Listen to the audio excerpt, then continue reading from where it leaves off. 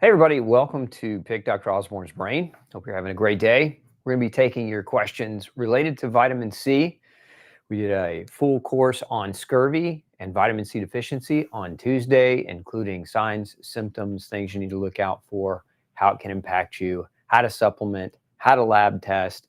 So if you want to get kind of a full review of vitamin C and scurvy, go back and watch that crash course. Again, that was done on Tuesday. We'll also put a link up in the feed for those of you who want to check it out. Now, I'm going to prioritize the vitamin C questions. If you're new to the show and you have a question about diet, lifestyle, nutrition, overcoming autoimmune disease naturally, pump that into the chat box, and I'll do my best to get as many questions answered today as I can. So let's dive into your questions.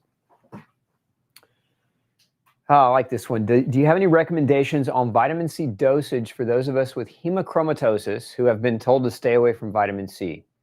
Yeah, so if you've got hemochromatosis, which is basically iron overload syndrome or inability to metabolize iron, the problem with vitamin C at high doses is it enhances or increases the absorption of of iron from the gut. So actually, high dose vitamin C will increase iron. If you're trying to use vitamin C and you have hemochromatosis, I wouldn't go much beyond 500 milligrams a day at the highest. And if you're doing this, work with your doctor. Like, don't do this alone. You don't want to create an iron overload situation because iron overload is oxidative and it can cause increased risk for heart disease and a number of other chronic inflammatory conditions. So 500 milligrams a day max, and monitor with your doctor. Now, I've seen cases where this was too much. So in some cases, we go 200 milligrams a day, 300 milligrams. Again, part of that key here is just monitoring the level so that you know that you're not doing damage. Now, if you're getting your levels checked, because it's also possible for somebody with hemochromatosis to develop a vitamin C deficiency. And so in those cases, you have to weigh the risk benefit of the hemochromatosis versus the vitamin C deficiency over a long enough period of time. Okay. Is there such a thing, Java says, is there such a thing as too much vitamin C? Yeah, there's a law of toxicity, right? Anything in high enough quantities over long enough period of time can become toxic. And with vitamin C, generally speaking, you don't really become toxic. What it does, if you're taking it orally, is it pulls water into your bowel, and this equates to a lot of gas and bloating and diarrhea. So as a general rule of thumb, your discomfort around the diarrhea is going to be your rate limiting kind of body's cue to say, hey, quit taking so much vitamin C. As far as toxicity beyond that point, if you keep going, despite the signs of gas, bloating, diarrhea, you can start vomiting, and that's generally what happens. And so the vomiting reaction typically is what stops most people from overdoing it with vitamin C. Some people with vitamin C, if they take too strong of a dose, and this isn't true with everyone, and the research is very mixed on this, so I don't want to scare people away from vitamin C if you've had a history of oxalate issues.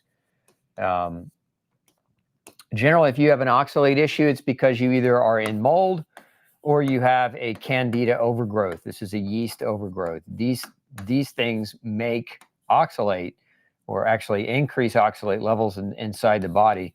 And so generally people don't, there's genetic variance disorders that are problems with oxalate metabolism, but most people don't have those. They have this. And so they go on these low oxalate diets for these long periods of time, very restrictive diets. And that's fine short term, but long term is where we can run into the risk. So the key with that is to address the mold or address the Candida. Now, that being said, I was talking about vitamin C. Vitamin C can metabolize into oxalate. And for some, it increases oxalate and makes them symptomatic. So we'll see this especially in like women who have interstitial cystitis, or in people that have kidney stones. So if you've got a history of recurring stones, oxalate stones, work with your doctor around taking vitamin C. Like, don't just blatantly charge full steam ahead with 10, 20 or grams a day of vitamin C if you've got that kind of a history. Does a deficiency, a lot of questions around, excuse me, around cavities. Does deficiency in vitamin C cause cavities? Yeah, it can. Vitamin C produces the collagen, the backbone structure of your teeth that is very, very important. It also produces the collagen in the gums, which can lead to gum disease, periodontal disease, gum swelling, gum bleeding, and loss of teeth. So yes, on both accounts. See, Panagenesis is saying, what about vitamin C's effect on copper stored in the body?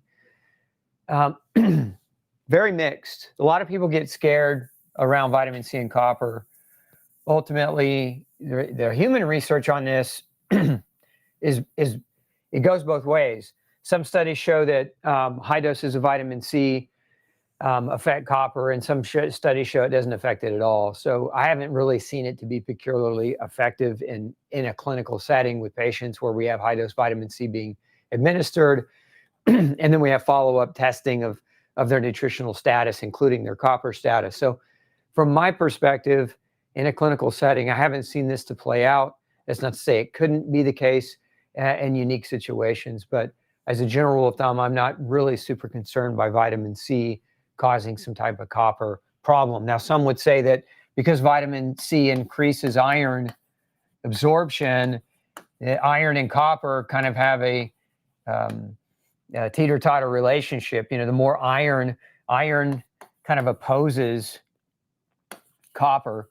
And so theoretically we have that as a potential, but this has been studied again in humans, and it's more complex than just taking vitamin C enhances iron, which causes copper problems. So at any rate, this is why I'm such a fan of testing and not guessing, guys. When you hear me say test, don't guess 1,000 times in a year, it's because everyone's unique. Everyone has a unique set of genetics and a unique environment that interplay with each other to create a unique circumstance or outcome that guessing at, especially when you're going high doses, if you're trying to use therapeutic doses of nutrients in your life, it's always better to test. Let's see here. Is vitamin C, if vitamin C makes collagen, then is there a need or reason to supplement with it? Yeah, I mean, vitamin C doesn't just make collagen. Go back and watch Tuesday's show. Vitamin C has a tremendous amount of functions beyond collagen. What is the best C vitamin or vitamin C as supplements? My favorite is my own formulation. It's called Detox C. Now I have a couple of different formulations, but Detox C, we have both a powdered, man, my throat's going, sorry, a powdered version and a tablet version. Tablets are 1,000 milligrams each. And powder is, it's based on quantity of powder, but, a level teaspoon of the powder is about 3 grams or 3,000 milligrams. So I like the powder if I'm trying to give higher doses because the body doesn't have to break down the tablets. But this is what we would call buffered. So the reason I am partial to this is because a lot of vitamin C's are not buffered, but this is buffered with minerals. And sometimes people have problems taking vitamin C, it's too harsh on the stomach and the acidity of it. But when you take it buffered by different minerals, it can reduce that reaction and make vitamin C much more tolerable, especially if you're going at higher doses. Now, I have another form of vitamin C that we use for people who are really just ultra sensitive in their stomach. It's called Ultra C, and it's a form of esterified vitamin C. So it's also made to be less harsh on the stomach. Now, this particular version also contains some other bioflavonoids, which are kind of part of what we would call the vitamin C family. And they work synergistically together as an antioxidant. And so, if you're trying to get more of a comprehensive amount of the vitamin C family, this one I would recommend that you use. If you're just trying to get high doses of ascorbic acid that's buffered to reduce stomach problems, but to enhance your vitamin C levels, I would recommend this one on the top, Detox C. It's interesting. I had a patient in my office earlier this week, who had scurvy. She had non-detectable levels of vitamin C in her bloodstream. And she was having different types of petechial rashes in the skin. So basically, she was getting blood pooling and rashes on the lower extremities of the skin. As I mentioned in Tuesday's video, vitamin C deficiency is not rare. Even by estimations in the US, it's like 7% of people in the US are estimated to have vitamin C deficiency. I think it's much, much higher than that. I think if every doctor ordered a vitamin C test on every patient, I think they'd find it at least 20, 25% or more of patients. That's what kind of what we see in the practice. Is IV vitamin C the best way to get it absorbed by the body? No, it's not. Now, there are indications for IV vitamin C for sure. Those indications would be more in light of you can only absorb so much from oral supplementation. And don't quote me on this, but we're talking about oral at 400 to 500 milligrams. When you take that as a dose, it's close to 100% absorption if you have a healthy gut. When you start going over 500 milligrams, you get into the 1,000. You get to 1,000, you get about 60% absorption. And so where IV becomes applicable or where IV becomes important, especially if you've got a doctor like an alternative or a functional doctor that's trying to help treat your cancer or your chronic inflammatory disease by elevating your vitamin C status much higher than what we can with oral supplementation, then IV is a good solution. What you have to be concerned about with IV is the corn. I'm a no grain guy. So if you've read my work on No Grain, No Pain, and you've followed me for any length of time at Gluten Free Society, I don't like grains. And a lot of the vitamin C IVs contain corn derivative, and a lot of vitamin C's, even orally, are derived synthetically from GMO corn. And I don't like that. So none of my products are made in that way. We purposefully go out of our way to find superior ingredients that are non-corn derivative. And for that reason, I would just say caution around IV. But IV will elevate your vitamin C levels vastly more than oral dosing can. And so if you're being treated for cancer, you might have a cancer doctor that says, we want to IV this stuff in you because we want to get it to a certain level in your blood so that we hit the therapeutic level that we're after. And you can't do that with oral. So it depends. Most people do just fine with oral if we're talking about general chronic immune, autoimmune, inflammatory conditions. But again, certain circumstances like cancer where IV might be a better option for a person. Can vitamin C be beneficial for brain disorders like dementia or Parkinson's? Well, yes and no. I mean, I wouldn't put vitamin C in a category of a cure-all for these types of conditions. But if we look at Parkinson's, Parkinson's is a dopamine. The cells in your brain that make dopamine are damaged. That's the area in your brain is called the substantia nigra. So you got a dopamine reduction. Well, one of the things that vitamin C supports doing is vitamin C. It runs one of the enzymes that helps to convert tyrosine, which is an amino acid you eat in protein, and tyrosine converts and is produced or makes dopamine. And this is vitamin C and also vitamin B6 and magnesium. So you need nutrients to do this conversion from tyrosine to dopamine. So if, in that regard, let's say your body's struggling to produce dopamine and you're having Parkinsonian-like symptoms, and this is the reason why, then yes, vitamin C might be very helpful. And to the same effect, Alzheimer's, which there are a lot of different theories around Alzheimer's, and I've seen many different ways people can develop dementia. Probably one of the most common ways that I see it is in the blood sugar range. So what we call type 3 diabetes, which is basically too much sugar causing tangulary plaquing in your brain and reducing blood flow to your brain and causing a memory issue. And so vitamin C can help with blood viscosity. It's important in that regard. So there's a role for it to support that. But another very common area, so aside from excessive glucose or sugar, we see mold. Mold is a neurotoxin that can damage the brain and directly. And one of the things that I like to use in the clinic to neutralize mycotoxins, and there's some pretty good research on this, is vitamin C. So vitamin C can definitely help as an antioxidant, can help with the buffering effect of mold nerve toxins or mycotoxins, if you will.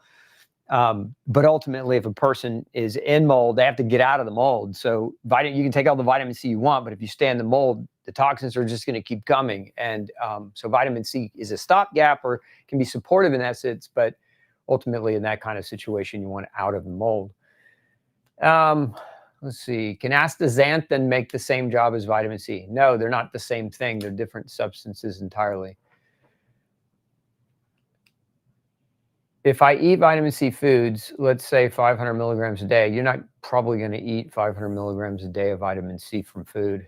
I highly doubt that. I mean, you could accomplish it, but you'd be eating a lot of plant fiber materials and probably bloat out your stomach. The Linus Pauling, who was really famous for his recommendations around vitamin C. The Linus Pauling Institute, they recommend that humans get about 400 milligrams a day of vitamin C, based on current evidence and science. The RDA for vitamin C in adult males is like 90 milligrams a day, which is nothing. And for females, it's even lower at 75 milligrams a day. So, you could certainly eat your fair share of brightly, vividly colored fruits and vegetables to get some, and maybe approximate several hundred milligrams a day. But a lot of people can't eat the quantity necessary to get that high, if that's your goal, if you're trying to get that high. Is there a vitamin C cream that can be absorbed by the skin? Not that I'm aware of. The skin is not the primary way we'd want to get it in the body. I mean, there are plenty of lotions and creams that have active vitamin C in it, but not so much so that you can absorb the vitamin C. The vitamin C is in the cream or lotion as an antioxidant to protect the cream from going bad while it sits on the shelf. Let's see here. Chemo recovery doses. It's different, hootenanny. It's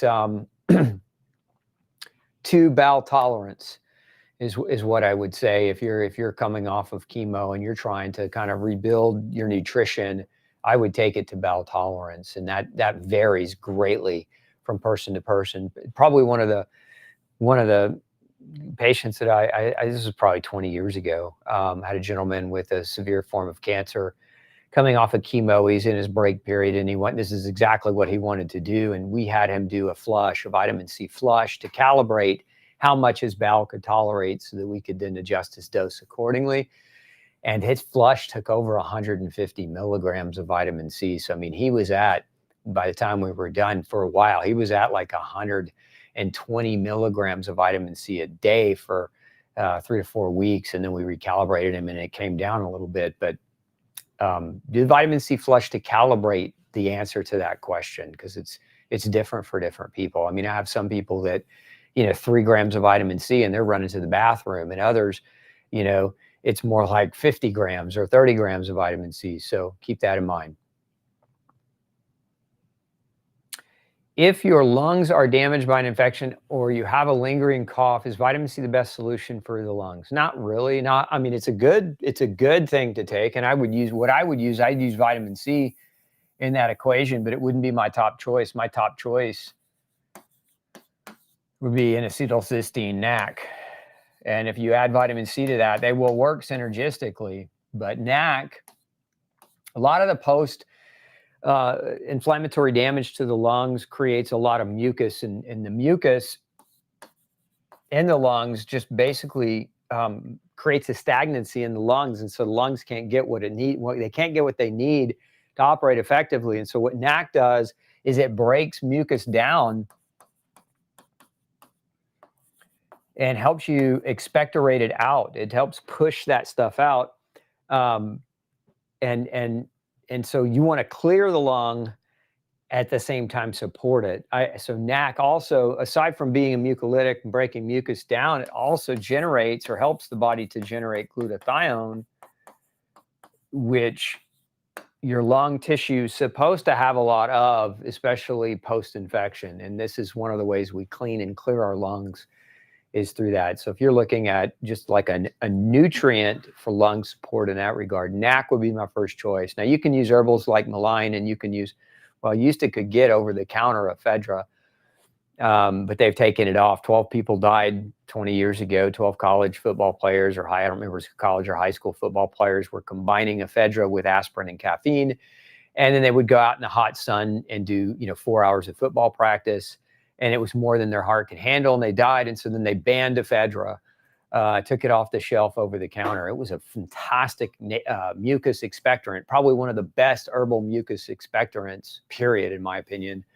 But we can't get that over the counter anymore. Is unfortunate, especially when you consider 13,000 people died from aspirin last year, and nobody's screaming, take it off the shelves. Anyway, we won't harp there. There are people saying excessive ascorbic acid causes cancer and kidney stones. No truth to the cancer part. There's not one shred of evidence that says that vitamin C causes cancer. As far as kidney stones, I think I talked about that a minute ago. If you have a history of kidney stones, it's possible it might contribute to a certain extent. But as a general rule of thumb, no. On the average person that I see in practice, high doses of vitamin C, no kidney stones are being formed in mass. So there are very unique situations where that can be true, but it's not real common. How much vitamin C with Candida? With my approach with Candida, this is a good question. So I have, this is just what I do in my practice with people when we find Candida, is I do a vitamin C flush, which is 6 grams of vitamin C every 15 minutes until we have a flush. What is the flush? Basically, it's diarrhea. That will last. Most people, this takes about 4 to 6 doses. So you're at anywhere from 24 to 30 grams in total to get to diarrhea for most people. Now, it can take longer in some. So if you do this at home, it's at your own risk, right? So just know that you need to be at home, because once this starts, this is going to last for a few hours. And if you're at work having to run to the bathroom wearing white pants or something like that, you run the risk of creating a problem for yourself. Don't do that. Stay home if you're going to do something like this. But this is what we do. And the reason why we do a flush is because what we're trying to do is flush the bowel. Because Candida, oftentimes when it colonizes or over-colonizes the bowel, it'll create its own little biofilms or shields or protective mechanisms to protect its colony from your immune system. And this helps when you flush the bowel. Sometimes you'll even see some mucousy stuff coming out, which is biofilm. So it kind of helps initiate a flush of that. And so we do that first. And then afterwards, it's a maintenance daily dose of 5 grams or bowel tolerance. Some people can't tolerate 5 grams, but 5 grams a day. And then we combine that with things like caprylic acid, or some other herbs like oregano or thyme, different anti-fungal herbs, or different herbs have antifungal properties. And so what we're trying to do is stifle that growth and normalize that microbiome again. We also use a probiotic in this situation, ideally one with S. boulardii, which is a type of yeast that inhibits Candida overgrowth. So this is just a strategy. Take it for what you will. This is what we use to try to normalize and support that bowel regularity back to a normal microbiome imbalance.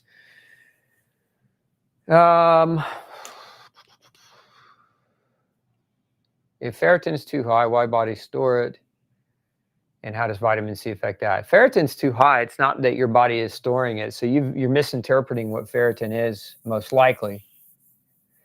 Ferritin is a marker for liver storage of iron.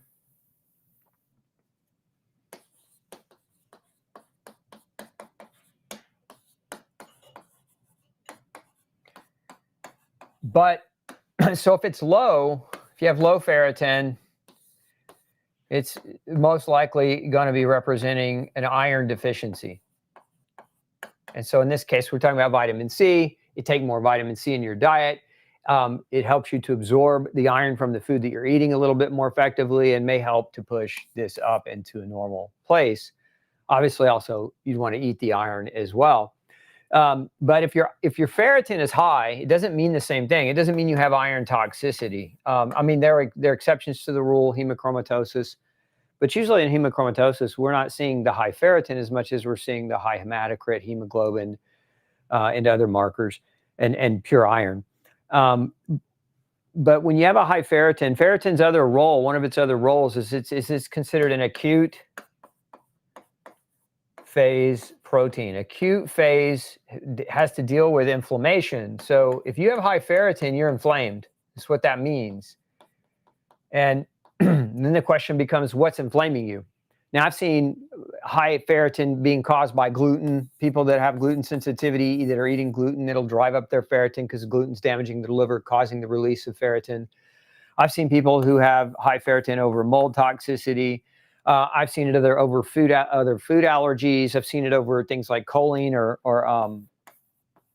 inositol deficiency because they regulate the health of the liver. And so at any rate, think of ferritin, if it's high, as your liver's taking on damage for whatever reason. Alcohol can do it too, other medications. If you're taking multiple medications that are metabolized by your liver, you have to think about, why is that liver inflamed? That's what high ferritin means. It doesn't mean high iron necessarily. Ascorbic acid versus vitamin C. Red ascorbate is part of vitamin C. Vitamin C is more effective with rutin and bioflavonoids. Yeah, there's no great research that says that that's true. And clinically speaking, though, and logically speaking, it makes sense. And so this is why, my Ultra C product has other bioflavonoids in it. It's to get that full complex. So the bioflavonoid family of nutrients, along with the vitamin C ascorbate, can be beneficial. The reason why we use higher doses of ascorbate, pure ascorbate, there's several reasons why we use that, and we don't worry about the bioflavonoids. And typically that is cases like scurvy, and then also doing things like vitamin C flushes, or if we're trying to go really, really super high dose, because you can't get, you could add bioflavonoids separately, but generally speaking, you're limited in terms of formulary to anywhere from 200 to 500 milligrams. And if you're really trying to get several grams a day, you're not going to get that from a basic pill product that has the vitamin C complex. But you can get that very easy with vitamin C in the powdered form, where you can get upwards of, tens of grams to 100 grams plus per day, if that's what you were after.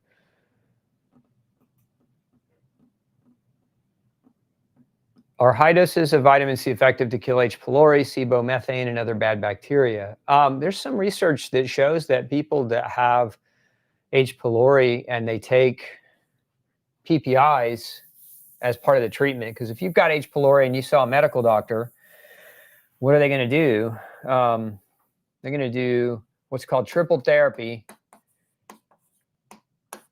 where they give you kinds of antibiotics and a PPI. The antibiotics are to kill the bacteria, the H. pylori, and then the PPI is to protect you from the damage. The PPI itself, though, what we see is it reduces vitamin C uptake by the gastric antrum and the gastric cells, and so it actually can deplete vitamin C. And there have been some research studies that show when you take vitamin C with things like triple therapy or other agents, like some people use bismuth naturally to deal with H. pylori, that it's more effective. So, but by itself, I wouldn't say if you have H. pylori all by itself that you should rely or try to rely just solely on vitamin C, but it would be, in my opinion, a good strategy to add it to whatever regimen your doctor's got you doing.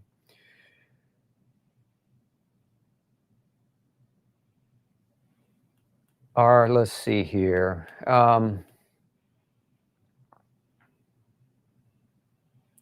where to buy the best B vitamin, go to glutenfreesociety.org. Can we put up a link for her, for Floris?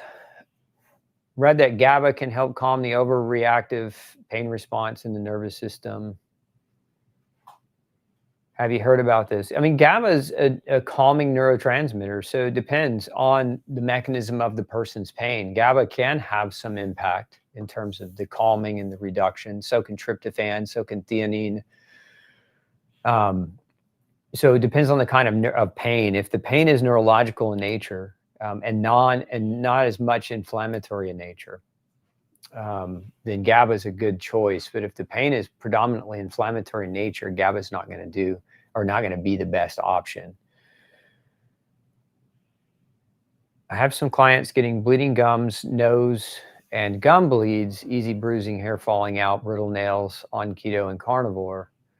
Recommended C supplementation and resolve their issues. Thoughts on this? Yeah. So I'm glad you bring that up, because look, I'm all for, I'm not against the carnivore diet, but I'm not for the carnivore diet for life. I mean, there's a fan club that's like carnivore for life, go hard or go home. That just really more of a cult-like phenomena than it is a scientific-like phenomena. But there was a comment in Tuesday's show about, okay, eat horse flesh to get your vitamin C, because it was shown during the Napoleonic Wars that soldiers that didn't have vitamin C were able to overcome scorbutic disease or scurvy by eating fresh horse flesh. Key word here, fresh, not aged, right? Kill the horse and eat it, basically. Now, how many of you are going to go kill an animal and eat it without aging it? If you're eating beef out of a grocery store, it's been dry aged. It's been aged for a certain extent. When you age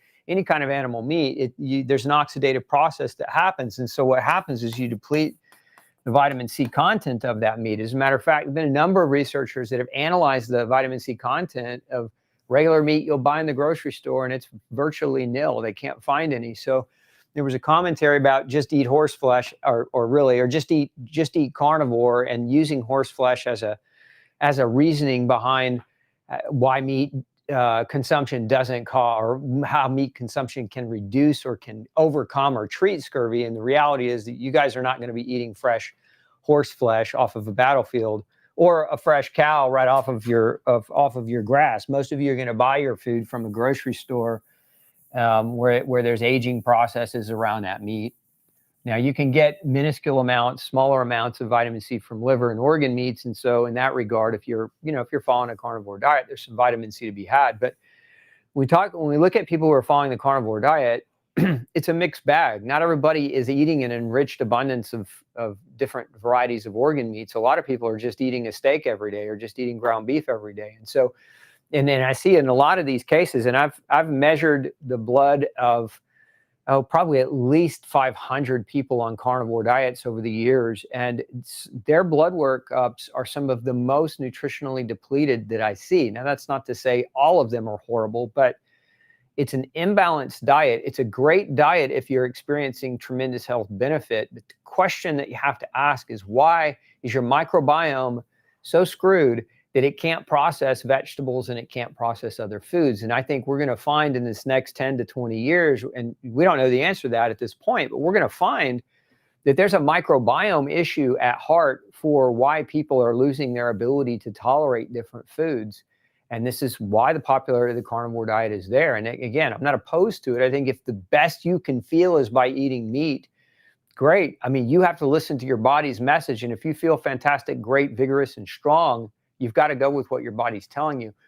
But what I encourage you to do, if you're following that, is get your levels tested, so that you don't, in the process of feeling better, longer term, start to become malnourished. I've seen a lot of that clinically. So, back to the question, which is, you've had some clients who were carnivore who started to develop those problems, and vitamin C resolved their issues. This is probably why you can't get enough vitamin C from pure animal meat that you buy in the grocery store alone.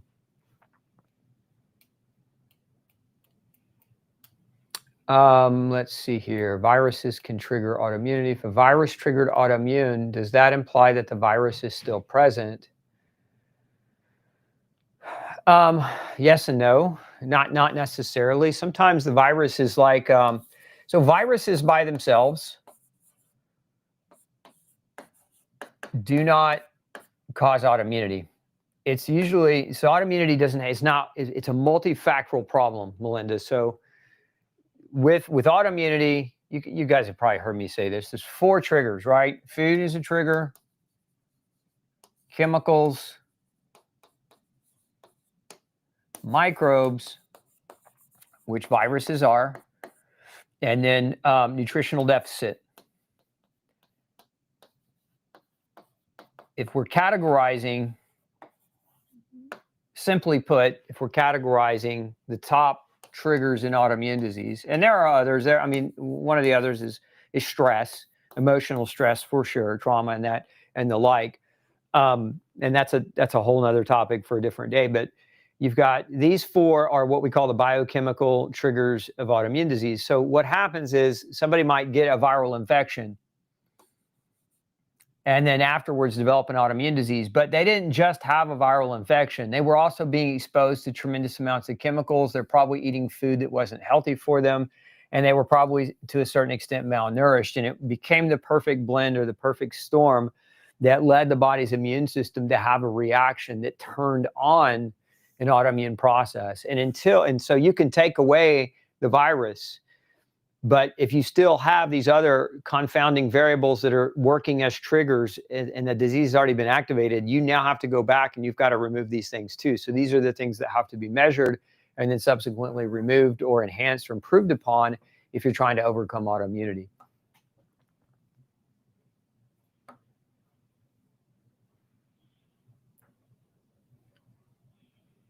If one has diabetes, but C cannot be absorbed because of sugar. So C can be absorbed if one has diabetes, but there's a vitamin C and glucose are similar in structure.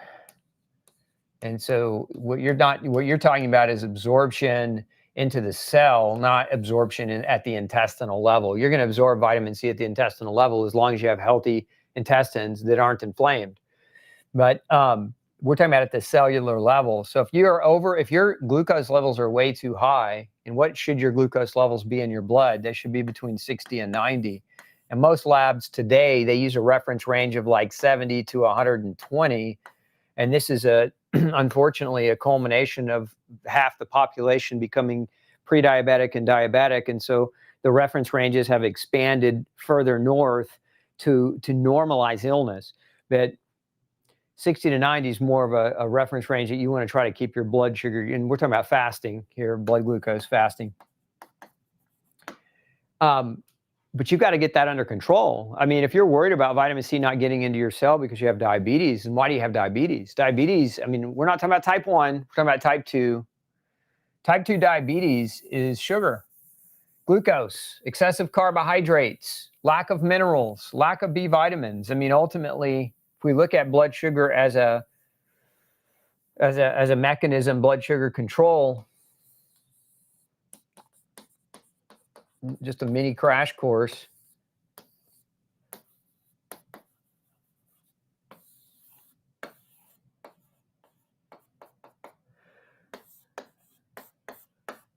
Okay, so your pancreas produces insulin. By the way, that requires vitamin D, that requires zinc, that requires B12 and magnesium. Once you have insulin, there's a little cell receptor that sticks out. It's called an insulin receptor. It's like the key. So if insulin is shaped like a triangle, it will fit into that like a key to unlock the door.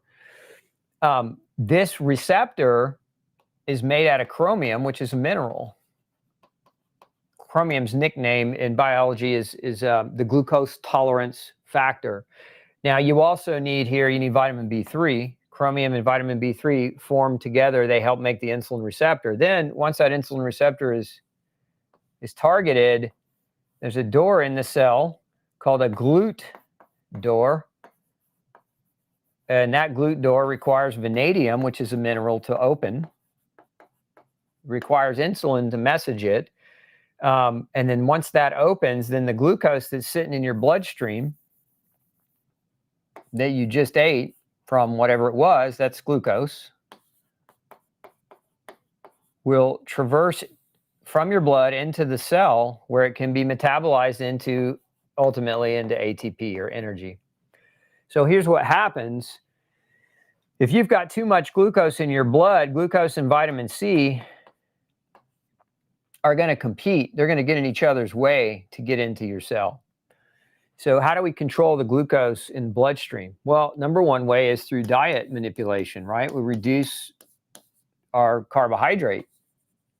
It's been accepted socially in our society that most, we're talking about standard American diets, but this would apply to any other country that eats like America.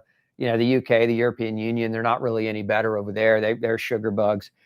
70% of their diets are carbs, and that's just bad. It's a bad fuel mixture. Think of your motor in your body. Your mitochondrial motors are not predominantly carbohydrate motors. What they prefer is some degree of mixture of fuel, right? So your body likes carbs, it likes fats, and it likes proteins in a decent balance, but most people are in an imbalance. The carb ratio is just way too high. If you've heard of me talk of the rule of thirds, a third carb, a third fat, a third protein is a good place of balance for your total macros, for your macronutrient counts.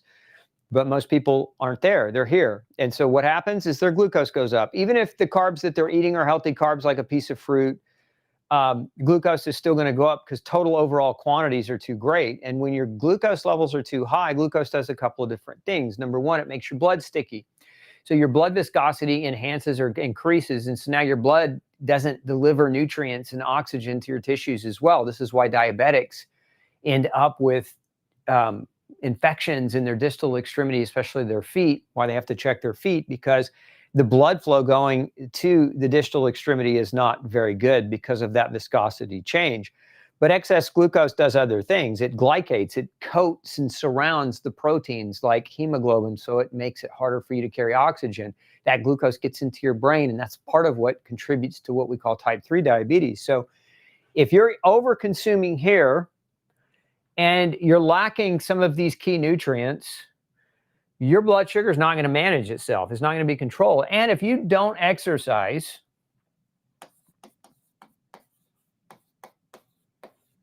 then your insulin won't work as well. Insulin sensitivity is exercise dependent. If you have lean muscle mass and you regularly exercise your muscles, your body needs less insulin, and the insulin you produce will work much more effectively. So you get better insulin gas mileage, so to speak, if you exercise for muscle.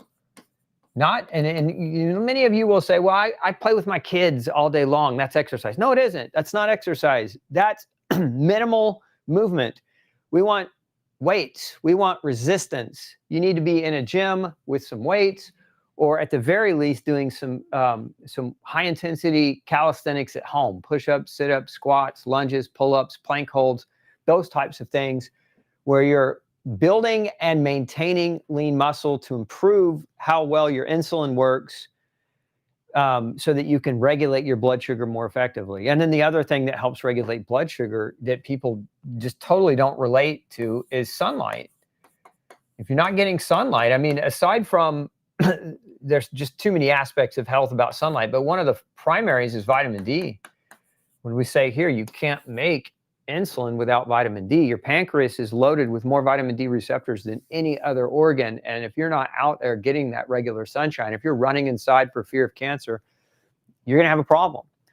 Anyway, I got too deep in this, it took too long. But to answer your question, fix the glucose problem. You don't have a vitamin C problem, you have a glucose problem. If you fix that, then your vitamin C is going to get into your cell just fine. Then you just have to make sure you're eating enough of these foods. But you can't ignore, a lot of people just say, oh, I'm healthy except for my diabetes. No, you can't ignore the fact that, that you're diabetic and have blood sugar problems. That has to be fixed. I would strongly encourage you to go back and watch. I have a whole crash course on blood sugar, and we can put a link in for you, but go back and watch my blood sugar crash course. Very, very important course if you're struggling with blood sugar problems.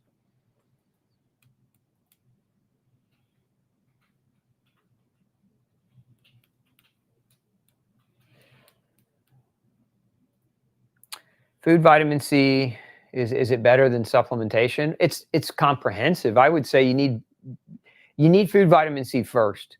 Supplemental vitamin C, that's where we live in this realm of therapeutics, right? So we use vitamin C for a lot of different things in a clinical setting, but always start with food. And this is true of any nutrient. Always start with the food. Don't deprive yourself of the food that is going to help give you the nutrient that your body needs. But remember what vitamin C is.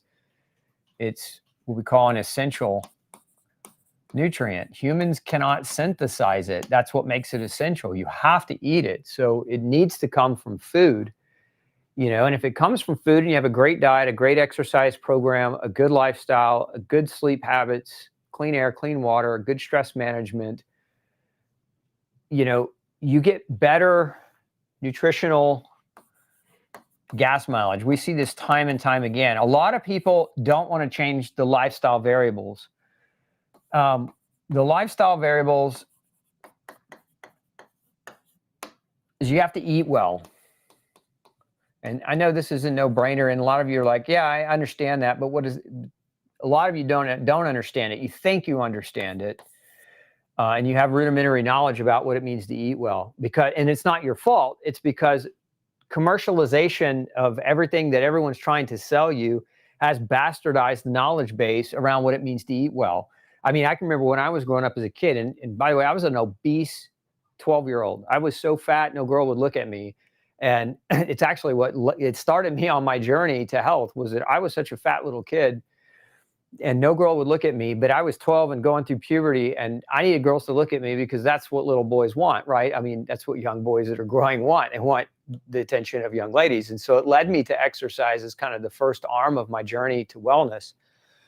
But one of the things that I grew up eating, one of the things my mom would do, my mom was not good at this. She was guilty, as many parents are, and, to no fault of her own. I think a lot of parents are victims of commercialization and advertising. But one of the things that she would do is she would fill up our freezer with, if you remember this company, Dolly Madison, right? So they were the maker of things like zingers and different pies and basically gluten-loaded sweet treats, right? She would go to the discount bakery and she would buy as much as she can, and she would fill our freezer. We had a deep freezer in the garage, and she would fill that freezer with Dolly Madison treats and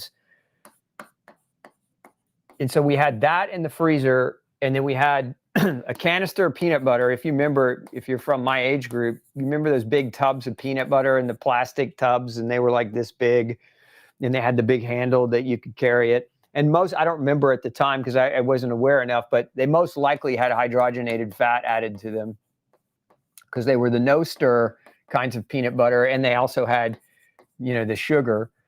And then we had milk. And this is what I ate. This is what I ate growing up. And cereal, right? And not always cereal because that stuff was expensive, and we weren't very wealthy at all. We were pretty poor, but this is what I survived on. And this is why at 12 years of age, I was so heavy. And so I at that time, I started discovering exercise, and I actually realized, oh, I can't do this. I can't just survive and eat these things. So eating well, this means start with the fundamental: eat real food, non-processed food. If you start there, you'll go a long way to improving. Number two, it's not negotiable, is exercise. And this should include weight bearing. And walking's not exercise. Walking's important, but it's not exercise. I mean, weight bearing, lifting weights. And then number three, go to bed on time, get good sleep. Many of you are up too late because of the light technology. You're on your phones, you're scrolling, and you're preoccupying your mind with things that don't matter. Go to bed. Number four is sunshine. And a lot of it, as much as your skin can tolerate without burning. There is no risk of sunshine in cancer, by the way. There's a risk of sun burning in cancer, and they're not the same thing. And then number five is air quality. which is, not always under your control, but filter your air if you can. And then 6 is water quality, and filter your water if you can. And those are the 6 behaviors that we would deem the essential behaviors if you want to restore your health.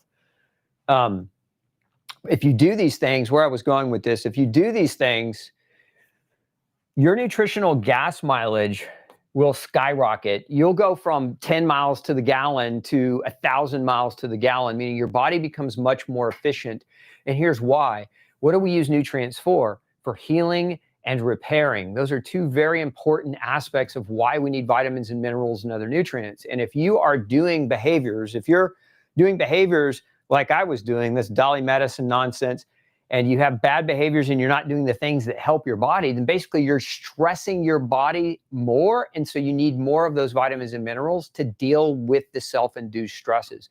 So when you hear me say, a lot of you get mad at me, but when you hear me say that chronic inflammatory illness is choice-induced, and there are variances and nuances to this, and so I understand that. I'm not trying to say that there's 100% of things are under your control, but for the large part, if you're making these choices down here, then you're going to take your body a long way toward better health. And if you're ignoring these things down here, then yes, in fact, your illness is choice-induced.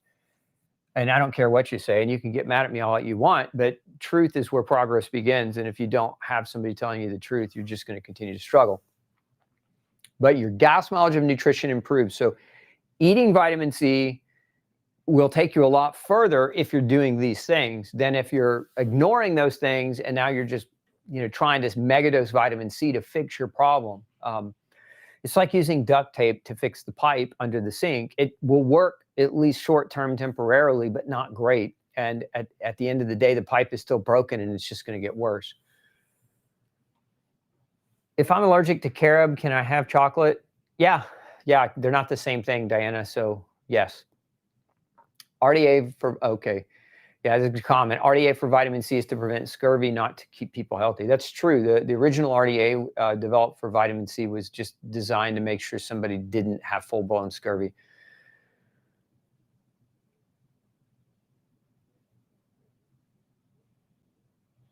Fruits are picked unripe. They ripen during transport and on store shelves over weeks. How does that affect vitamin C? Well, depends on the fruit, depends on the thickness of the skin. Vitamin C is oxidized, so vitamin C is sensitive to light and temperature, both. And so,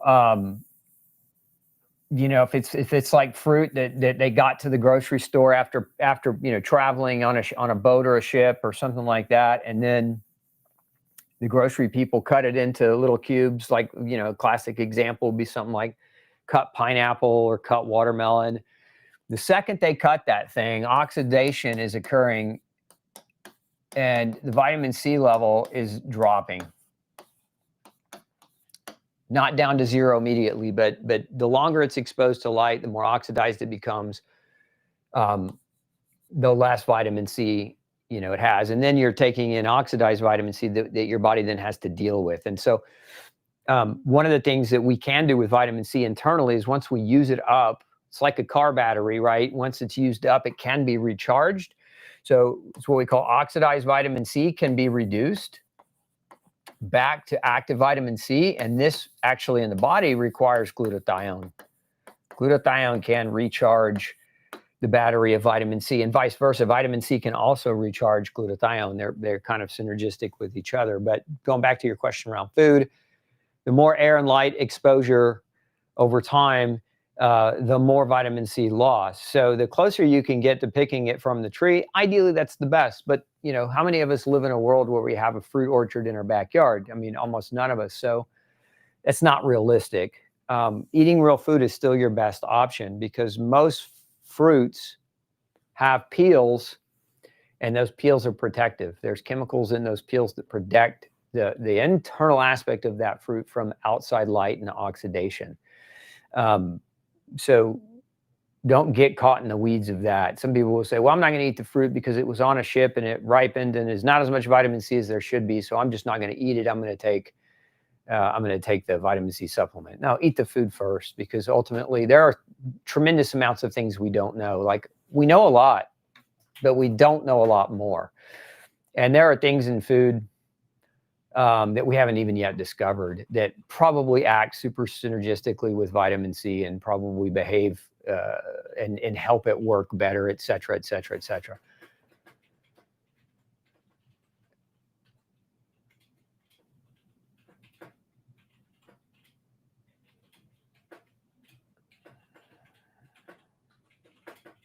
What do you think causes potassium increase? The best approach to reduce, I'm at 5.0 and anything over 5.2 is high. No, potassium lab reference ranges on labs, if you're looking at your lab, the reference range should go up to 5.5. It doesn't.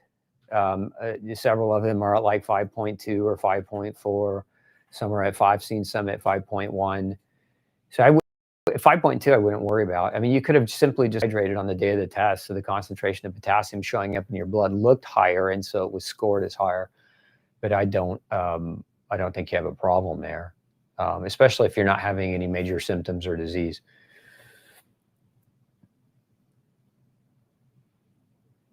If the artery from the heart to the lung is too tight, can vitamin C help?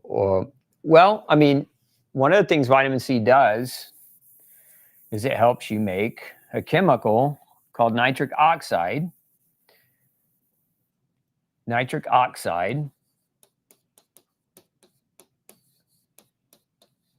And nitric oxide is a vasodilator.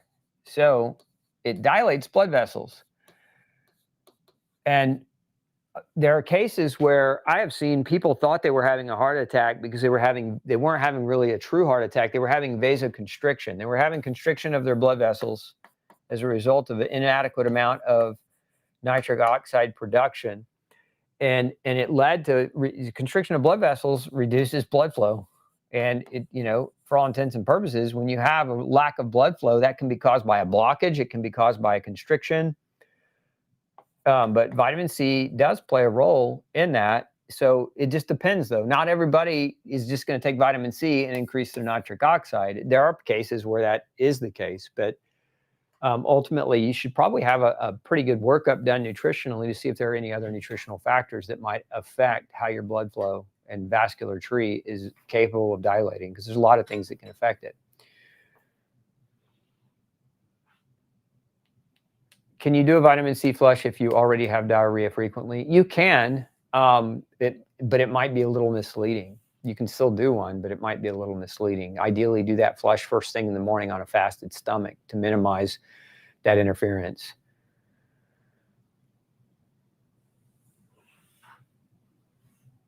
I just steamed broccoli. It turned brown, but it isn't soft.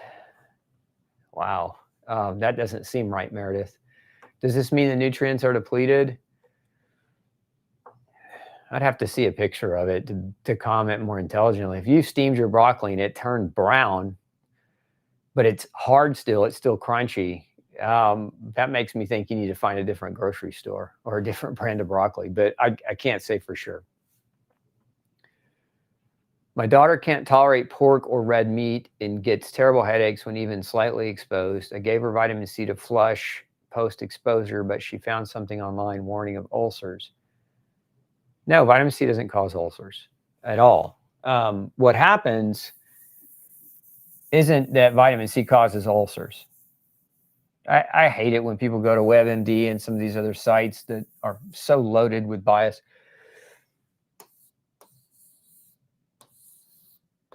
All right, so your stomach has this special mucus layer. It's protective, right? It protects the lining of the stomach. And so what happens to some people is they have little mini erosions of that lining.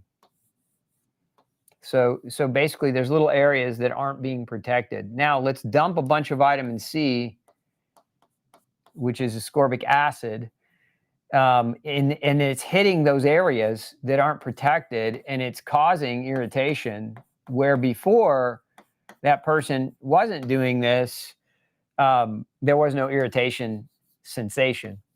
And so then their perception is that vitamin C caused that ulcer, when in fact you had that microerosion of the mucosal lining before you took that vitamin C, and that vitamin C just called it out. But there's no merit to vitamin C causing ulcers. It's just that you have a pre-existing irritation. It can exacerbate a pre-existing irritation. So hopefully that's helpful for you.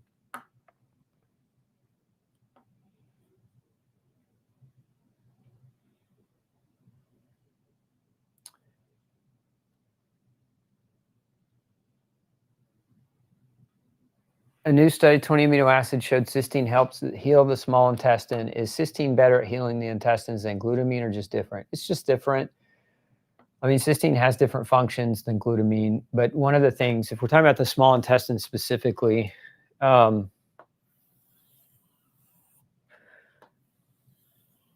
this is the small intestine. The cells in the small intestine, if we blow that up, they're columnar-shaped cells, so they're shaped like columns, and every so often you have another cell that's shaped kind of like a goblet. Those are called goblet cells, obviously, for that reason. These are the cells that make mucus, that produce the lining that coats the intestinal that coats the intestinal cells and protects them.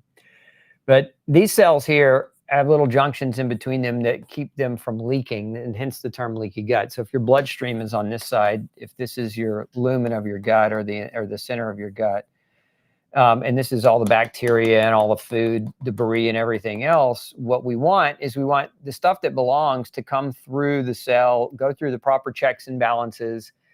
Basically, are you part of the club that is healthy for this human? And if you are, we let that into the bloodstream where it can then go do its work, right? What is glutamine's role here? Glutamine is the fuel that helps that cell generate ATP. So these cells, they're called enterocytes. They don't use glucose for their energy production. They use glutamine for their energy production. And so if you're trying to enhance their ability to make energy and do their job, this right here is what you want. Now, cysteine has anti-inflammatory properties. So if somebody's got an inflammatory bowel problem and they're taking cysteine, will it have potential anti-inflammatory effect? Yes, but it doesn't fuel the enterocyte. So it's a different mechanism of action, and so it just depends largely on the patient. It depends on the problems that they're having as to which one you might choose.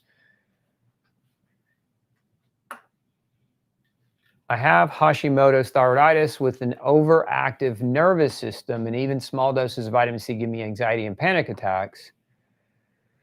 Any suggestions? Yeah, don't take it.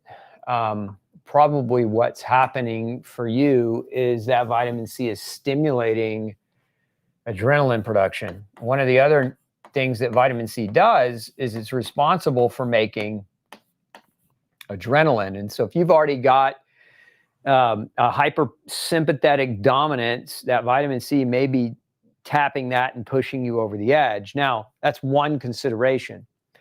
One of the other considerations is that you have some type of toxic exposure, and that you taking small amounts of that vitamin C is creating what we call Herx response, or a detox response, that is leading to the detox response can also increase adrenaline. So those are potentials. So when I see somebody reacting even to low doses of vitamin C, it's usually this. You have some other kind of toxic exposure that you don't know about or you haven't figured out yet. And that's probably true because you've been diagnosed with Hashimoto's, which is an autoimmune disease. So if we look at Hashimoto's, what's the number one thing you can do if you have Hashimoto's? Real simple. No grain, no pain.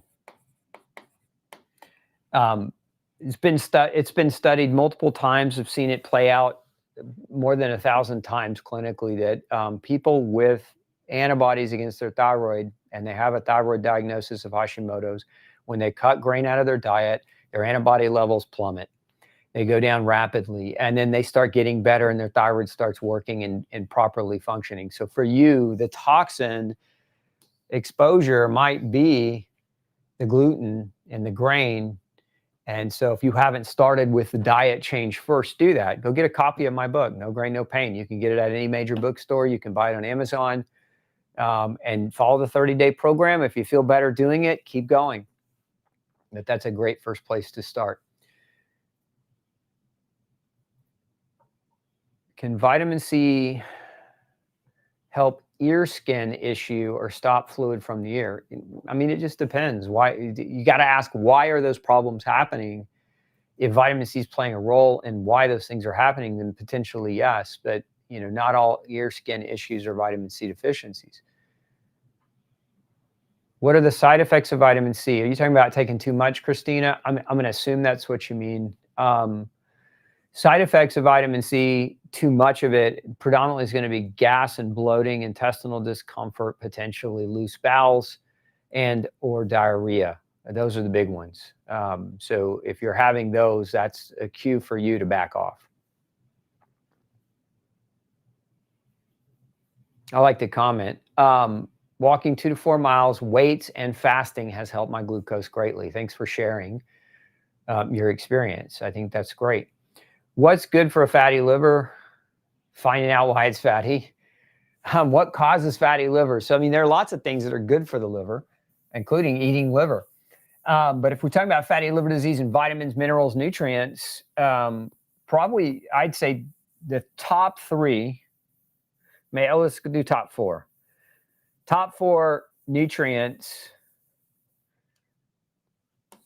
Top 4 nutrients for fatty liver.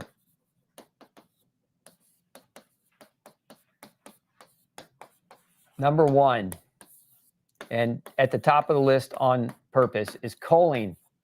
Now, choline is a B vitamin-like substance that helps the liver metabolize fat properly. And choline deficiency has actually been shown to cause fatty liver disease all by itself. And I see choline deficiencies when we test people. It's there 15 to 20% of the time. So it's not an uncommon deficiency to see. Number 2, inositol. Much like choline, inositol used to be classified as a B vitamin. They took away its classification because the scientists got too granular with it. But inositol, like choline, helps the liver process and package fat properly. And so a deficiency of inositol all by itself can also cause fatty liver. So these 2 are at the top of the list for that reason. Number 3, vitamin B12. For a similar reason, vitamin B12 helps process fat at the level of the liver, so it is in that list. Number 4 is butyrate. And the reason why is what we're learning, and this is from research, just relatively recent research, is that most people in modern societies have something called dysbiosis, meaning the bacteria that lives in their GI tract is so confused, and you've got imbalances in the wrong types of species living there. And many of these bacteria produce chemicals called endotoxins. These endotoxins are sometimes referred to as LPS, lipopolysaccharides. Now, what are they finding? What are researchers finding about LPS? Is that these compounds directly damage the liver. And one of the greatest protective mechanisms of preventing endotoxins from leaking from your gut into your liver is butyrate. So if you're looking at what I have fatty liver, what are some supplements that I can try to take that might be the most supportive? It's choline, inositol, vitamin B12, and butyrate for those reasons.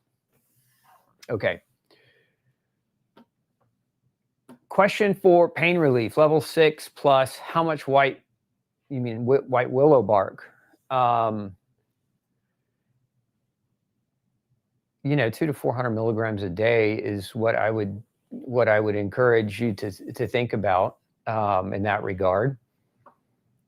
For pain, just for general anti-inflammatory pain, and that is 200 to 400. Some people can go 600, 800 with white willow.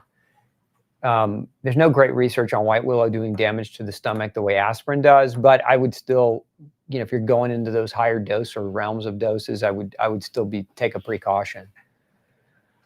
You should watch my show on pain. I have a whole show on pain relief that you might find a lot more helpful than that answer. There are just a lot of different things and a lot of unique scenarios around pain that that you could glean from that show that would be helpful.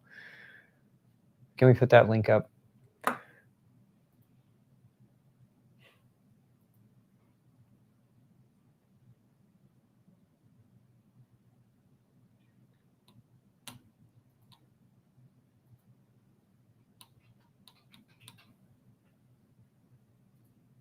Let's go down.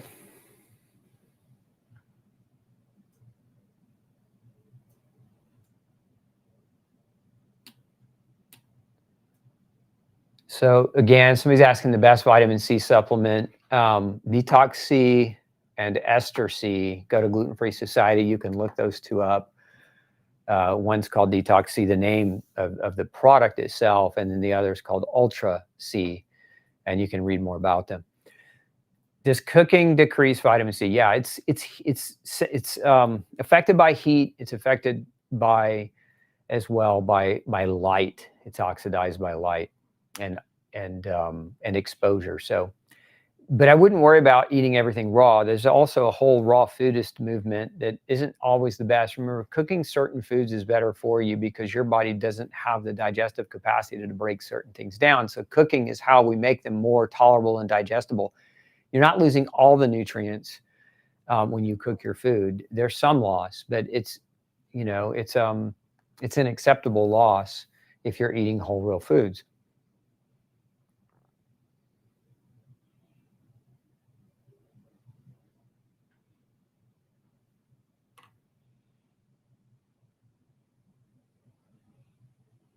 We had Sarah Lee, tons of brownies for the ride home from the store and one pack for when we got home. I remember that brand. One of my favorite, I hate to say this is embarrassing to say, it was that Star Crunch. And I think it was like a chocolate with some kind of soft inner hydrogenated fat with little Rice Krispie embedded in it. But that was like one of my favorites when I was a little kid.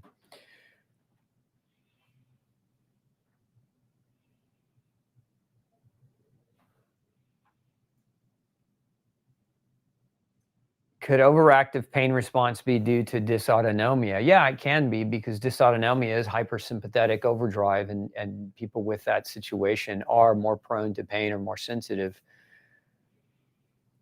Do I recommend buckwheat seeds? No, I don't recommend. If you're following no grain, no pain, I don't recommend any buckwheat or quinoa or amaranth. Those are the three what we call pseudo grains that technically they're not grain, but there's data both in my clinic as well as published data that show that many people with gluten reactions also react to those.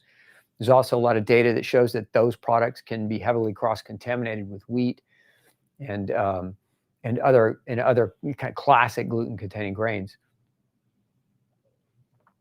How much vitamin C for somebody off corticosteroids recently? And I would do 5 grams in somebody coming off of corticosteroids from a recent, because corticosteroids, depending on how long you were on them, are massive depleters of vitamin C. Corticosteroids chew through vitamin C like an old man with heartburn chews through Rolaids. What causes your ears to need to be popped so often? Driving across town now, I have to pop my ears and it kind of hurts. You're getting fluid buildup probably in the back. And so probably either you're having some type of environmental allergy response, which can cause mucus production in your ears and lead to fluid accumulation, wanting you to pop them. So it could be from an environmental exposure to an allergen, whether it's a pollutant or even a natural allergen like ragweed or pollen or something else. Or it could also be that you're eating foods that are driving up mucus production and it's manifesting in the ear. We see this all the time with kids that they've had everything under the sun from their pediatrician. They ended up with ear tubes. We get the gluten and the grain out of their diet, and they no longer have any kind of fluid production problems in their ear. So those are probably the two most common we see. I can't eat most meats due to a tick bite. You have alpha-gal syndrome. That's where you develop an IgE response to animal meat. Does chicken meat from grain-fed chickens cause gluten issues? No, it doesn't. There's not really a problem, but if we're going to consider chicken, we kind of look at the diet of the chicken as just something to help us understand the nutritional needs in other ways, right? So what are chickens fed? If you're eating a chicken, even if it's grass-fed, grass-finished chicken from a local farm, I can promise you those chickens are eating grains, because especially in the winter months, because they wouldn't survive otherwise. There's not enough bugs on the ground, and there's not enough grass, and so there's not enough food. And so farmers have to supplement their chickens. Now, hopefully, if they're doing that, it's organic grains. Now, just because that's happening does not mean gluten's going to show up in the meat of the chicken. That's not a thing that happens. So the chicken meat is gluten-free, grain-free. But what it isn't is it isn't omega-6 free. Chicken fat is from chickens fed omegas or fed grains are very, very high in omega-6 and low in omega-3. And if you are struggling with a chronic pain or a chronic inflammation, the ratio between 6 and 3 should be about 2 to 1. So for every 2 6, you get at least 1 3, ideally. And when you're eating chicken meat as a predominant staple for all of your protein needs, you could be driving up your omega-6 a lot higher than this. And the average person that I see where we're measuring their 6-3 ratios, their 6-3 ratios are like 16 on average. And I said it needs to be 2 to 1. So it's too high. So what can you do in this situation? If you have alpha-gal, you can supplement with omega-3, EPA, and DHA, concentrated doses, higher doses. I'd say at least 2 grams a day. And you can kind of try to offset this to get that 3. So 2 grams a day should get your omega-3 levels up to get you down closer to this 2. If you stay around this 6, what happens is this is an increasing inflammatory response. The higher your omega-6, the more likely you are to become inflamed. And when you become inflamed, the inflammation lasts longer too, because 3 regulates. It's like the dimmer switch for the inflammation. And so we just want to make sure that ratio is balanced. So this is your biggest problem with chickens being fed grain, not gluten. It's the 6-3 ratio, which can be supplemented with good old-fashioned omega-3.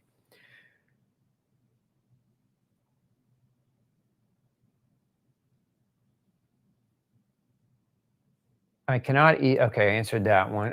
Thomas Seafried says glutamine and glucose are fermented and cause cancer, but other doctors say glutamine is good for the intestine. Which one's right? Both. There's really no great evidence showing glutamine causing cancer. There's theoretical evidence. There's some minor studies in animals, but there's nothing really conducively damning about L-glutamine. And I've seen plenty over the years, people with cancers that were glutamine deficient. And, I'm not going to hesitate to give them glutamine, because if you understand why cancer happens, one of the predominant drivers of cancer is leaky gut. So going back to what we were showing you earlier, if your gut's leaking, if you have a leaky gut, then that means all the microbes and the toxins from the microbes in your gut leak into your blood and interact with your tissues. And these are precursors or drivers of cancer. So these are things that can cause it. And if you're low in glutamine, and glutamine is the reason your gut's leaking, why would we hesitate to give glutamine out of fear of cancer? So it depends. It depends. I mean, you have to weigh the situation for the person. There's no one size fits all right answer for absolutely everyone. This is complex stuff. And this is where, when doctors are teaching online, including myself, they're teaching, and a lot of times they're trying to teach in generalizations, and by doing so, they're making statements that come across as definitive in one way only. And the reality is, it's more complex than that, and everyone's unique.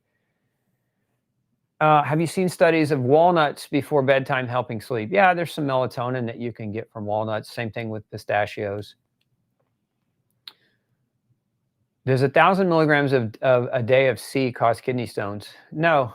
I mean, I would say, Brad, they don't cause kidney stones. There's a potential that if you have a history of kidney stones, that vitamin C can convert into oxalate in your body. But the vast majority of people don't have that problem. So I would base it based on your history more than I would just say, again, generically, no one should take 1,000 milligrams for fear of kidney stones, because that's not a true statement.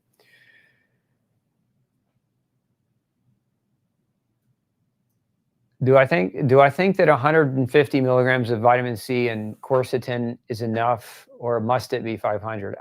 There's no one perfect dose, Mara.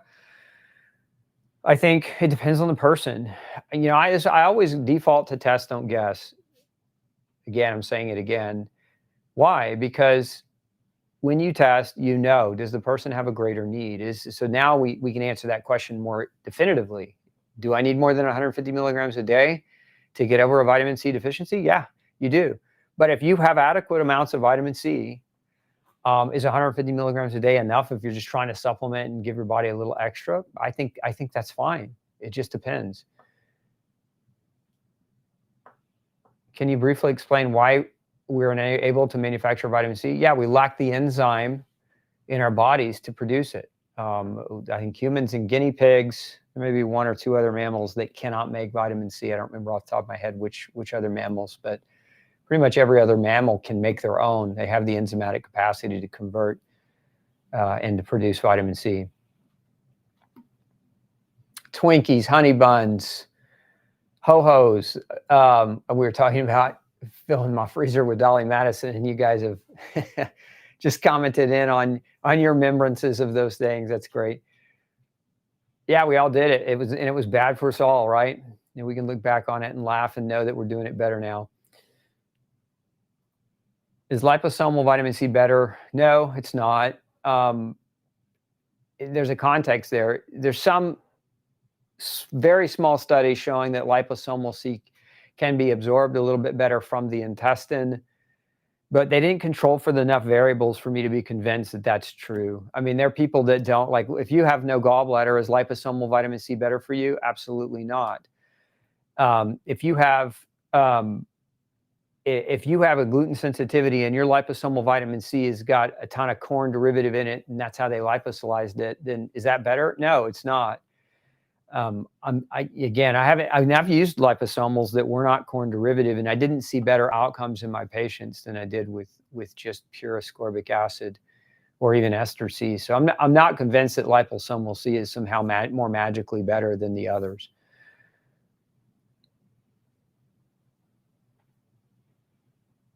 And ding dongs were killers too. Another one. Water chestnut flour gluten-free? Yes. Can vitamin C affect cortisol? Yeah, you need vitamin C to make cortisol. So if your vitamin C is low and your body's trying to produce cortisol in an effect to try to douse inflammation from damaged tissue, you're going to have more pain. This is one of the reasons why people in chronic pain do better when they take vitamin C, and they need less pain medication when they take vitamin C.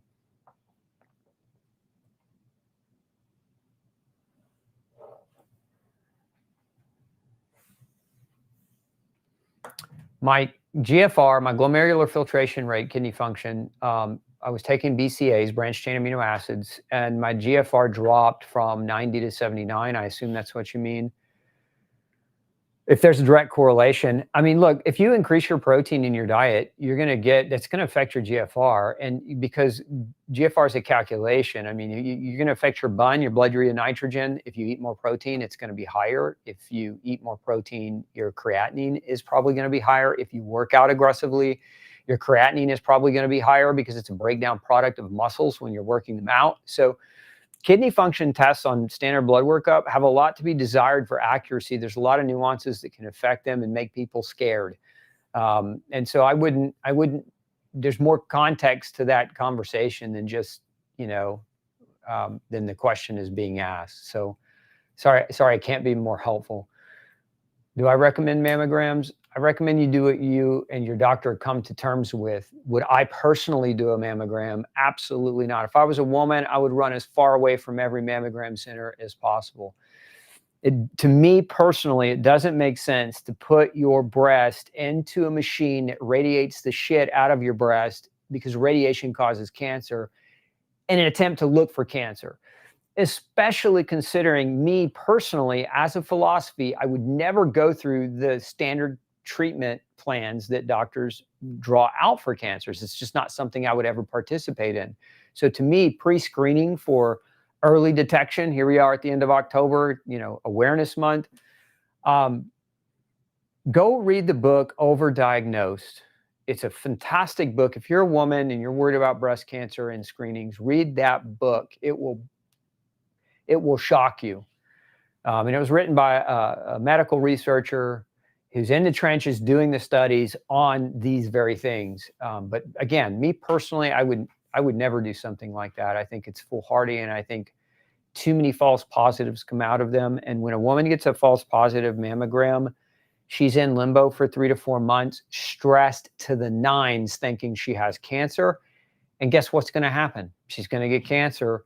If she didn't already have it, she's going to get it from the stress of that inner rim, where she's waiting for the next mammogram, where they want to do another one and radiate her again. Just never made any sense to me.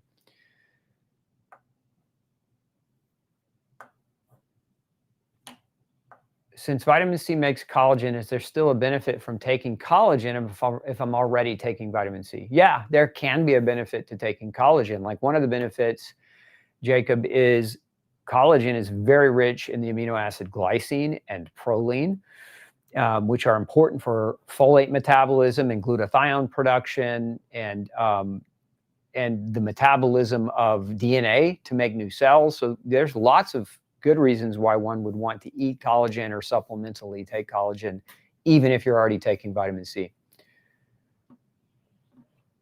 What tests best for vitamin and mineral deficiencies? Is one that stands out above all the others. If you're trying to get one test that measures the most things for the least amount of dollars, then you would want to do something called INA. That stands for Intracellular Nutritional Analysis, INA. Can we put a link up on that one? And you can go read more about it and look more into it. My next door neighbor worked for Hostess, so it was an accident. It was payday in the neighborhood. It was come grab as much as you want. It's funny. I had a neighbor, actually not a neighbor, it was an ex-patient of mine. This was like 25 years ago. It was when my practice was first opening. And this guy we're in Texas near Brenham, so he worked for a company called Bluebell. If you've heard of Bluebell ice cream, I don't know if it's everywhere across the states, but it's in a lot of states. Anyway, he had free run of the truck. And this was back before I had really started to just completely stop eating all sugar and all dairy for the most part. So, he'd bring it in and we would eat it. Don't do it anymore. Would you recommend supplementing vitamin C on a prolonged fast? You could. I mean, I don't necessarily recommend it one way or another.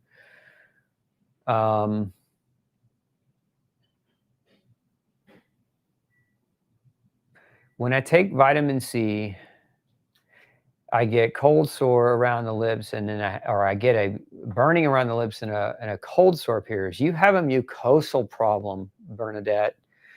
You have some mucosal erosion, and so there's a reason that's happening. And that vitamin C, that ascorbate, is basically is irritating the lining of the mouth, and it's creating that phenomenon as a result of a pre-existing mucosal deficit. So you've got to figure out what that could be. Top reason that happens is gluten. In my experience, the top reason, number one, hands down, is gluten. 13-year-old shattered his growth plate in his arm. What are the best nutrients to help him recover and keep growing? Doctor said it could possibly be a shorter arm when he's older. It just broke. So he broke his growth plate. I hate to hear that. Best nutrients. We have something called a bone box. I mean, if I'm just trying to be as comprehensive as possible, and as succinct as possible, the bone box would be a good thing to use. And I'd use it. I'd probably use about 8 weeks to 12 weeks worth of that particular supplement regimen to give his body the nutrients necessary to heal and repair from that fracture. And we'll put a link up for you as well. Did you get that, Mel? Mm-hmm. Yeah. You guys can thank Mel. He's great over here. Every time you guys need a resource, he's Johnny on the spot with it, or I should say Mel on the spot with it. For people with mild Addison's, is there a natural alternative to hydrocortisone? I mean, yes and no. I would say it's a tricky road, because you don't just say stop your hydrocortisone. That would be irresponsible. So you really have to first, that person has to be assessed for why they have Addison's. Addison's is an autoimmune disease, and there are triggers for autoimmunity, as I've discussed. Food, chemicals, microbes, nutritional deficits are the biggest factors. So in that situation, that person needs to be assessed for those triggers. They need to address those triggers. As they're addressing those triggers, generally what can happen is, as their body and their health improves, they can start working with that doctor to look at weaning that hydrocortisone back and seeing, and then measuring the response and seeing how they do. But that would need to really be done under really tight medical supervision. But that would be the natural alternative, would be to find the root. Camu, is camu all that? Camu is a good source of vitamin C. I wouldn't put it above any really other good plant-based form of vitamin C. What happens every 5 to 15 years is somebody travels to another country, and then they bring back this information about this foreign fruit that somehow is better than the other things, right? And then they call that a superfood, and then it sells like crazy for 5 years, and everybody's on board, and then it just kind of goes off into the, we've seen that with acai berry and camu and a variety of other foreign fruits. When I say foreign, I mean foreign to the U.S. All that being said, it's a good food that has a good amount of vitamin C in it. I wouldn't put it above anything else. What does it mean if there's protein in the blood? That's a good thing. You've got protein in your blood. You're talking about protein in your urine, Jerry, because that's not the same thing. Protein in the blood is a normal thing. You have albumin and globulin in your blood that carry, globulin forms antibodies, and it's a part of your immune system. And then, albumin is a carrier protein that delivers all types of different nutrients and a variety of other things to your cells. And then you got hemoglobin is a protein that carries oxygen. So protein in the blood is a good thing.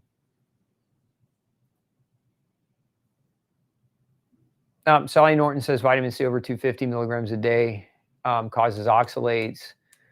What's your take on that? I think that's an opinion that Sally has. I don't necessarily agree with it. I've interviewed Sally. We had a great conversation. I think she's a smart gal and has done a lot of great things in helping people, find some answers. But it's just not something that I measure oxalates very regularly. And I know her argument's going to be, well, oxalate measurements aren't accurate. Well, if oxalate measurements aren't accurate, and we have this esoteric combination of, well, we don't have a test to measure it, so we shouldn't be objective about it, but you should just trust that 250 milligrams is going to become a problem. I'm an objective practitioner. I got to have data to make decisions. And here's my experience on this front, Barris. I get people up to 5,000 milligrams, 10,000, 15,000 milligrams of vitamin C, and we monitor oxalate levels, and we do not see a substantial gain in oxalate levels in people across the board. It is not something that we see clinically happening. So from my perspective, I disagree. Hopefully that helps you and gives you better perspective. Does vitamin C have a direct effect on histamine? Not a direct effect, more of an indirect effect. So histamine is made by mast cells or stored in mast cells. And what happens is you get this big mast cell that's got all this histamine in it. And vitamin C is not going to impact how much histamine is in that cell. But what vitamin C is going to do is it's going to make the membrane of this cell less prone to bursting. So vitamin C stabilizes mast cell membranes.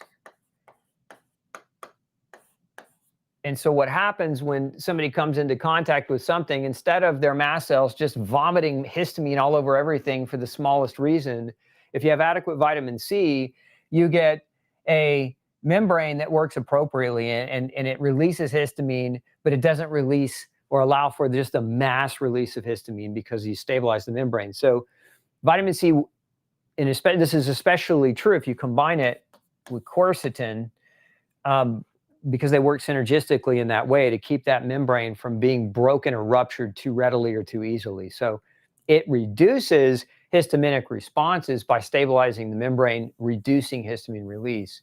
So it's technically not an antihistamine. It is a mast cell stabilizer. So that's its role in that regard.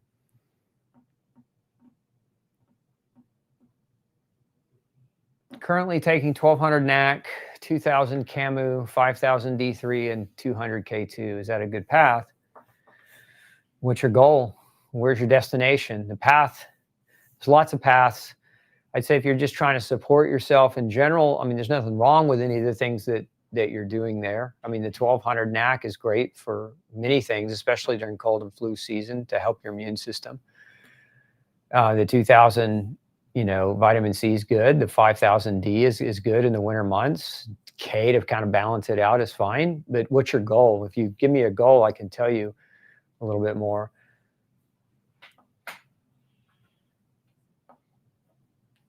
Cholesterol's 270. My doctor wants me to get a CT scan of my arteries to test for heart disease. Is there a better test? Yeah, CT is tons of radiation. And have you had a heart? I mean, the question is, have you had a heart attack? Because if you haven't had a heart attack or stroke or some other, and you're not active for a major form of cardiovascular disease, and the only data you have around your heart is that your cholesterol is 270, forget about it. I wouldn't even do, you could do a Doppler tests. You could do what's called a carotid intimal thickening test. And these are less invasive, non-radiative, and they can give you some ideas to whether or not you've got plaquing, in your carotid. But to do a CT scan, I again, me personally, you do what you feel like is the right thing for you to do. But for me personally, I wouldn't do it based on 270. Interesting about cholesterol, if that's your total cholesterol, man, there's just so much that they won't tell you about cholesterol. So when I first started practice, normal cholesterol was 280. So that was normal. And then a few years after I was in practice, a group of doctors got together. They lowered it from 280 to 250. These doctors, I think it was 13 docs. And the USA Today wrote a hit piece, which this was before a lot of that direct-to-consumer advertising had taken over media for drugs. But the USA Today actually reported honestly on this. And what they reported was that 9 of the 13 doctors were on the payroll for Merck and Pfizer. And of course, Merck and Pfizer, the two blockbuster drugs, Zocor and Lipitor, top 2 selling drugs in the world, billions and billions of dollars of financial revenue for these companies. And so you've got 13 doctors, 9 of them on the payroll, saying, no, let's change it from 280 to 250.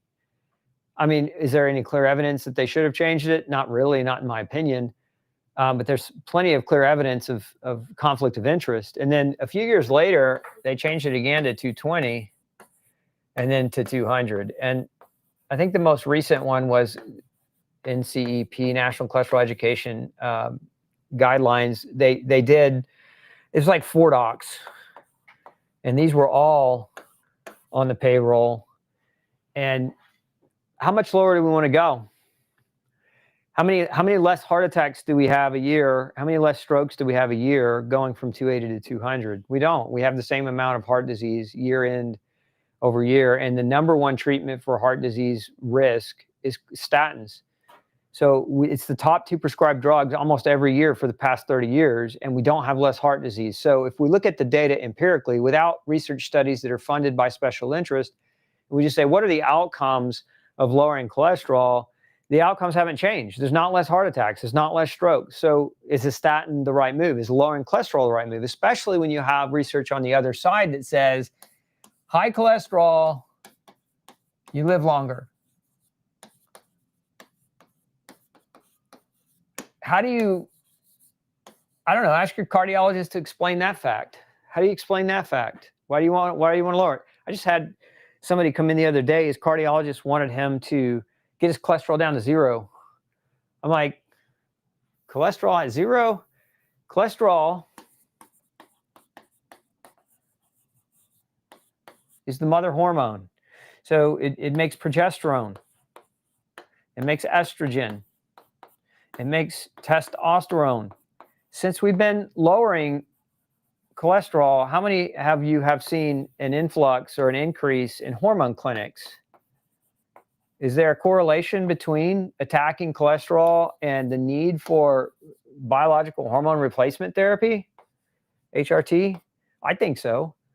I've seen it. I've seen it when people get their diet cleaned up and they follow, fundamental behaviors and do well, and they get off this mess of drugs, this cocktail, their hormones start being produced again. And they don't even need the medication. They just need good nutrition and good diet and good exercise, right? So anyway, your question was, should you get a CT scan? And we kind of deviated off for a minute, but cholesterol at 270, I wouldn't even consider as abnormal, but you got to do what you feel like is the right move for you. Oncologists tell chemo patients to not take vitamin C and glutathione. Is there merit to this? Yeah, there's merit. If you philosophically believe that treating cancer with chemotherapy is the right move, there's lots of merit. Now, I don't believe that, but I'm going to explain what the merit is in their eyes. So chemo is creating damage, right? It's basically killing. The idea is that chemo will damage the cancer cells and prevent them from growing out of control. But unfortunately, in the process of damaging the cancer cells, it damages regular cells too. And so it's a race, right? You're trying to kill this before you kill the human. And if I take glutathione or I take vitamin C, one of the things that chemo is oxidative, right? It's a poison that oxidates. And so if you take glutathione and vitamin C, you're technically, and you're trying to treat your cancer by oxidizing it, then you're going to neutralize some of the effects of the chemo, because these are antioxidants. And that's why your oncologist is telling you don't mix them. So if you believe in that mechanism of treatment, stay away from vitamin C and glutathione and take more chemo. But that's your answer.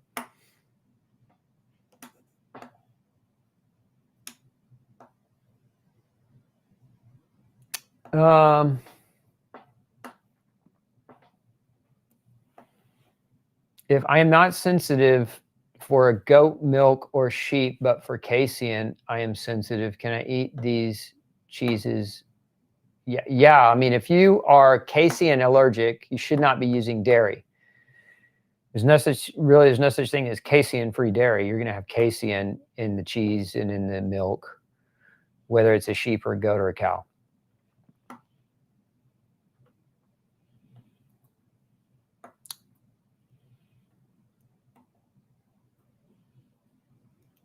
I love this. So, so grateful from New NWY. And what am I missing there? What is NWY? North Wyoming, maybe? I have spent 30 years trying to be well from asthma, and just last fall took out all grains and dairy. No asthma, no drugs, breathe freely. Your book and you are mega blessings. Thank you. That's amazing. Thanks for sharing your story. I love it when you guys come back and you've followed the work that I've worked so diligently to put out there for you, and it's helping you.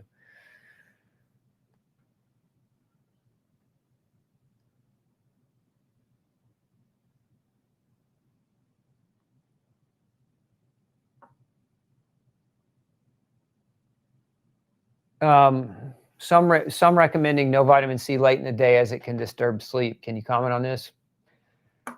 Look, anytime you see, no offense to any of the internet gurus on TikTok or YouTube or they're all out there doing their best to try to help people, and I applaud them all for it. But when you have people that don't practice, what do I mean by that? There's two kinds of basic knowledge that we have when it comes to nutrition and application. So there's what we call book learning.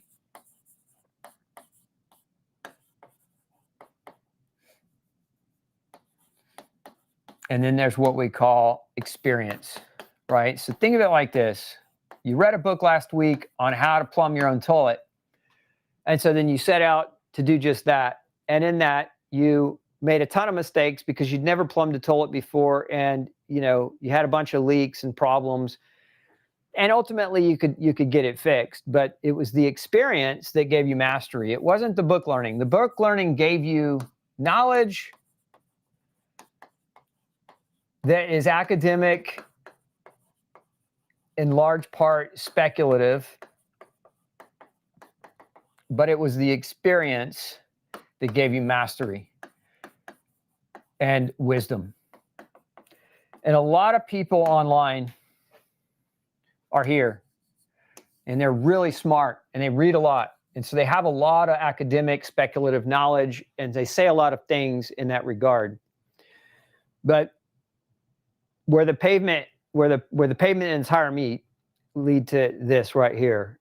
And what I feel like I bring in that a lot of them don't is this right here. I've been practicing for 25 years. So I have 25 years of this. And so I don't do this speculation. This is why you hear me say so frequently, test, don't guess, not one size fits all. We can't make broad spectrum claims that this taking vitamin C at night is going to disrupt everybody's sleep. It's not. Show me the mechanism of action where vitamin C disrupts sleep. Show me the proof in the research where vitamin C in a double-blind crossover randomized placebo-controlled trial actually causes people to not be able to sleep at night. Because I've been using vitamin C at higher doses for 25 years, and I've not had people come back and tell me that vitamin C made me not be able to sleep. So no offense. Like I said, I don't have any problem with any of these other people out there. It's just that you need to understand as you're trying to navigate YouTube and TikTok and Instagram and all the influencers in nutrition, there's a big difference between these two things. It's just like if I came into your work today and I'd read about your job and I said, you know what, I think I could do your job better than you. I've read about it plenty. And I come into your work and I have no experience and you're going to mop the floor with me because I don't really know what I'm doing because I don't have any experience doing it. So it's the same kind of thing that we see. Is there a synergistic effect with AHCC? You're gonna have to give me the acronym. I don't know what you mean, AHCC. Had a cardiologist tell son not POTS, and once episodes resolve, never need salt again. I leave that line. No, I'm not sure I understand. See the question there.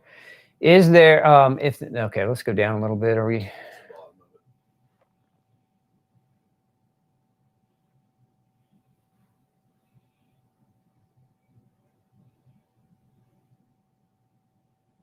With no grains, no need for much toilet paper. Just like the natives who ran in the forest, no need for wipes.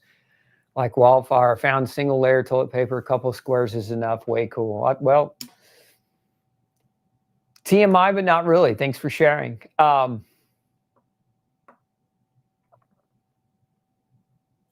Yeah, I like this comment. It drives me nuts when doctors lean on their book learning and ignore my personal experience. I mean, that's the other thing. I didn't even mention that, so that's why I read the comment. But so there's book learning, then there's experience, and then there's also